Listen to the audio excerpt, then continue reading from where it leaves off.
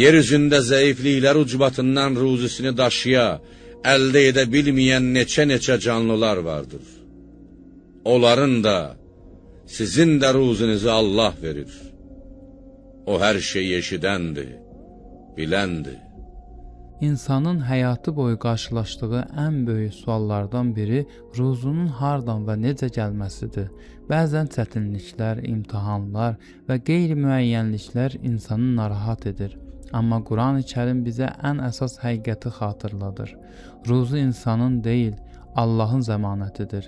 Hər bir canlının ehtiyacı onun mərhəməti ilə təmin olunur. Kim olursa olsun, harda yaşayırsa yaşasın, İstər səmadakı quşlar, istər dənizdəki balıqlar, istərsə də torpaq üzərində gəzən insanlar, hamısı Allahın diqqəti altındadır.